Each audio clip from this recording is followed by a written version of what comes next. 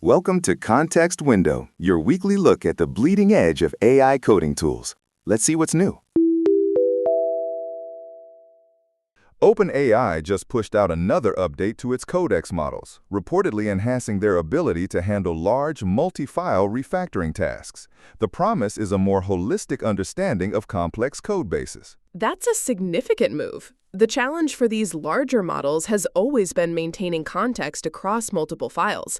If they're genuinely improving there, it could reduce the need for constant manual context switching during architectural changes. Meanwhile, Anthropic's Claude Code saw a pricing tier adjustment this week, specifically targeting larger enterprise clients. It appears to be a move towards a more granular per-token billing for high-volume users. That realigns Claude Code with a common enterprise consumption model, suggesting they're seeing substantial adoption in larger organizations. It also indicates a maturing market where pricing is becoming more sophisticated than just flat monthly fees. Google's Gemini Code Assist is expanding its IDE integrations. Reports indicate deeper hooks into environments beyond just VS Code, with improved multi-file context awareness directly within the editor. Broader IDE support is crucial for adoption. A tool, no matter how powerful, struggles if it doesn't seamlessly integrate into a developer's existing environment.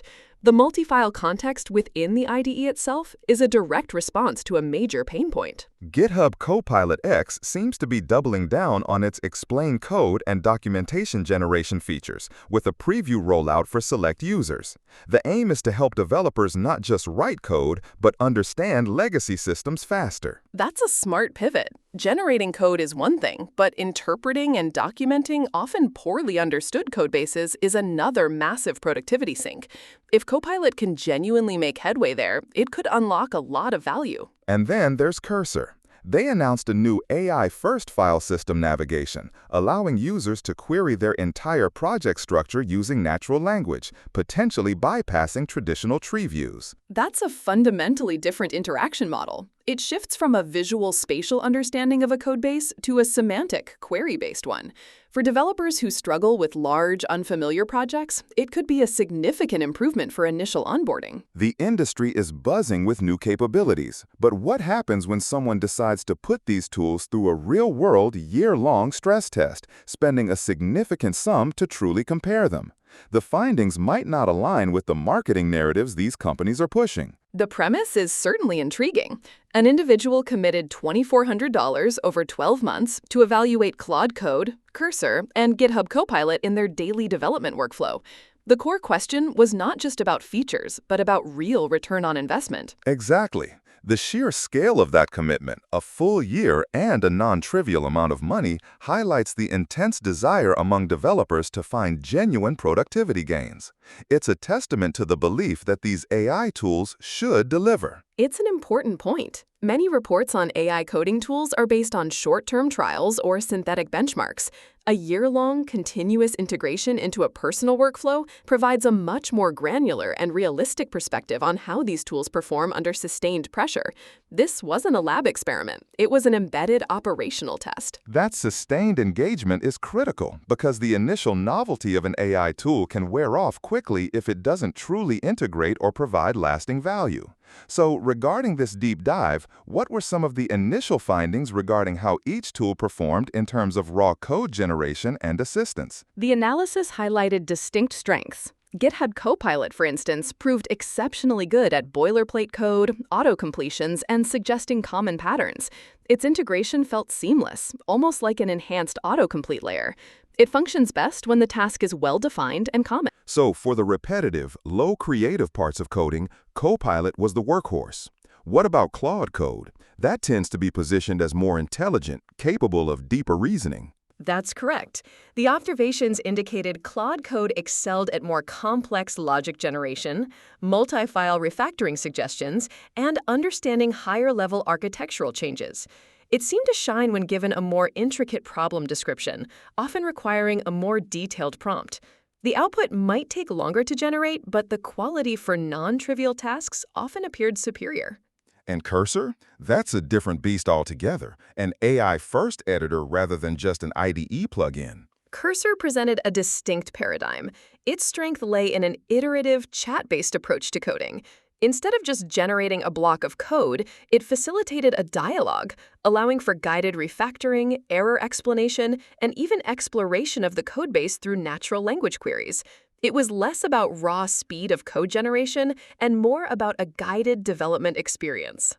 So if Copilot is the quick draw for common tasks and Claude is the thoughtful architect, Cursor sounds like the interactive mentor. This suggests that no single tool is a universal solution. Their strengths appear to be complementary. Precisely. The findings indicate that developers aren't looking for a single best tool, but rather a suite of tools that address different parts of the development lifecycle. This points to a future where developers might use Copilot for initial scaffolding, pivot to Claude for complex algorithm design, and leverage Cursor for understanding an unfamiliar codebase or for interactive debugging. The aha moment here is recognizing the need for a multi-tool strategy rather than a one-size-fits-all approach. This naturally leads to the question of workflow. How did integrating these tools individually or collectively change the day-to-day experience of coding? Did it reduce context switching, or did it introduce new forms of friction? The study highlighted that the impact on workflow was highly dependent on the tool's integration depth and the developer's existing habits. Copilot, being an extension, blended almost invisibly into the existing IDE experience. It felt like an enhancement rather than a disruption. And the others? Did they demand a bigger shift? Claude Code, often accessed through a separate chat interface or a more deliberate prompt engineering process, required a conscious shift in interaction. It wasn't as always-on as Copilot. The developer had to actively decide Claude for a specific, complex problem. This introduced a different kind of context switch, from coding to prompting. Cursor, on the other hand, fundamentally reimagined the IDE.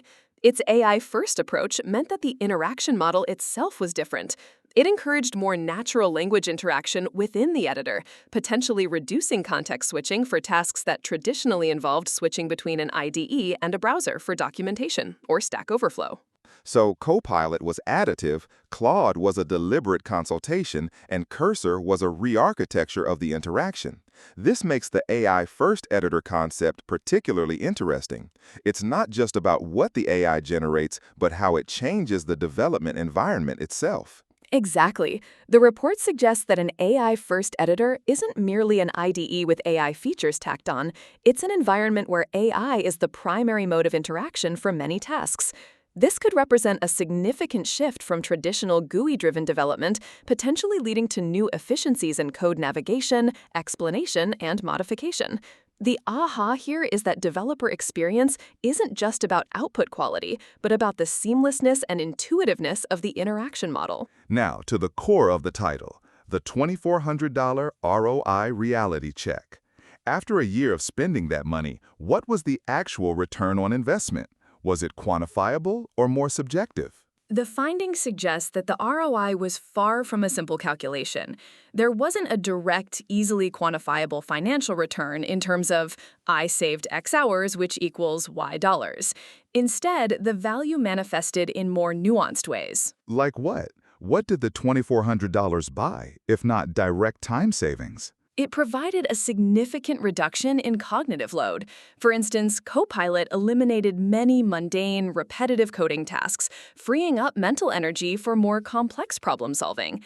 Claude Code's ability to tackle sophisticated problems meant less time spent debugging intricate logic or searching for obscure solutions.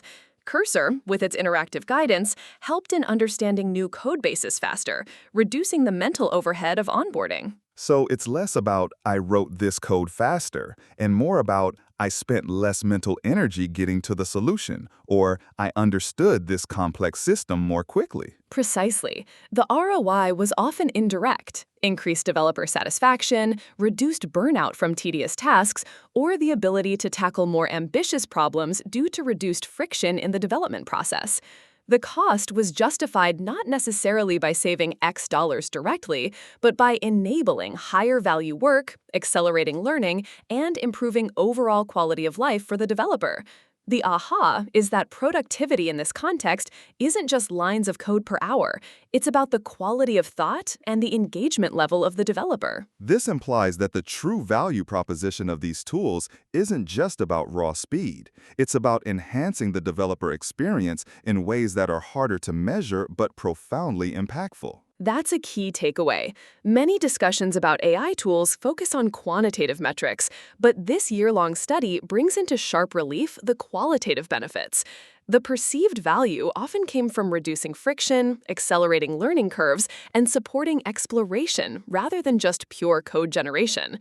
The developer's comfort and confidence are also part of that ROI. So, looking at the broader implications, what does this individual's year-long journey tell us about the future landscape of AI coding tools? Are we headed towards a world of specialized tools, or will one super tool eventually emerge? The findings strongly suggest a future of specialized complementary tools rather than a single dominant solution. Each tool in the test, Claude Code, Cursor, and Copilot, demonstrated unique strengths that made it valuable for different stages or types of development tasks.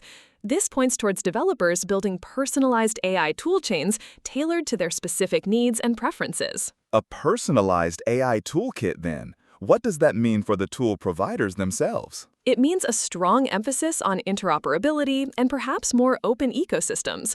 Tools that can integrate well with others or that excel at a specific niche are likely to thrive. Furthermore, the importance of tight IDE integration and an intuitive user experience cannot be overstated, as friction points significantly hinder adoption despite a tool's underlying power. The aha moment here is recognizing that the best tool is inherently subjective and context-dependent. There's no universal winner, but rather a dynamic interplay of tools chosen for specific tasks and personal workflows. And how will this evolving landscape impact the developer skill set? The developer's role is shifting from purely writing code to increasingly orchestrating AI tools, managing prompts, and critically evaluating AI-generated suggestions. It becomes less about rote memorization and more about problem decomposition, critical thinking, and prompt engineering.